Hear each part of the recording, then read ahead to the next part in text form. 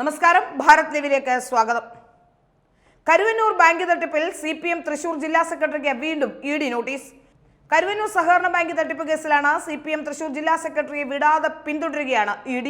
ചോദ്യം ചെയ്യലിന് ഹാജരാകാൻ MM വർഗീസിന് വീണ്ടും ED നോട്ടീസ് അയച്ചു. അടുത്ത തിങ്കളാഴ്ച കൊച്ചി ഓഫീസിൽ ഹാജരാവാനാണ് നിർദ്ദേശം. നേരത്തെ 3 തവണ ED നോട്ടീസ് അയച്ചിരുന്നുവെങ്കിലും തെരഞ്ഞെടുപ്പ് ചുമതലയുടെ പേരിൽ ഹാജരാകാൻ കഴിയില്ലെന്ന് വർഗീസ് ED അറിയിച്ചിരുന്നു. ഇതിന് പിന്നാലെയാണ് തെരഞ്ഞെടുപ്പ് പ്രചരണത്തിന് ശേഷം ഹാജരാകാൻ നിർദ്ദേശം നൽകിയിരിക്കുന്നത്. കരുവന്നൂർ ബാങ്കിലെ CPM നിയന്ത്രണത്തിലുള്ള രഹസ്യ അക്കൗണ്ടുകളെക്കുറിച്ചും ബിനാമി വായ്പ നൽകിയതിൽ CPM നേതാക്കളുടെ ഇടപെടലിലുമാണ് വർഗീസിനെ ചോദ്യം ചെയ്യുന്നത്.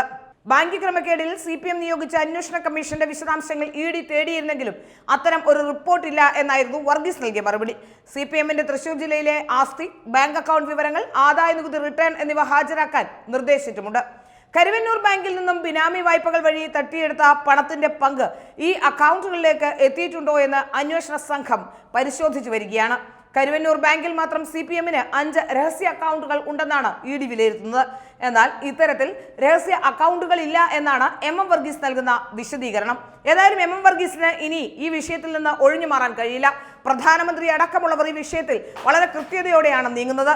ഈ തട്ടിച്ച കാശ് കൊണ്ടുണ്ടാക്കിയ സ്വത്തുമെല്ലാം പിടിച്ചെടുത്ത് തട്ടിപ്പിന് ഇരയായ ഇരകൾക്ക് ഇത് വിതരണം ചെയ്യുമെന്ന് വളരെ കൃത്യമായി തന്നെ പ്രധാനമന്ത്രി പറഞ്ഞിട്ടുണ്ട്.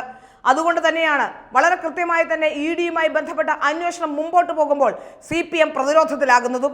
CPMനെ പ്രതിരോധത്തിലാക്കുന്നത് ഇത്തരത്തിലുള്ള വലിയ അഴിമതികൾ തന്നെയാണ്. ഈ തെരഞ്ഞെടുപ്പിലും CPMന് ഏറ്റവും നിർണായകമായത് ഒരു മുഖം രക്ഷിക്കാൻ കഴിയാത്ത രീതിയിലേക്ക് മാറിയത് ഇത്തരത്തിലുള്ള അഴിമതികൾ തന്നെയാണെന്ന് പറയാൻ കഴിയും.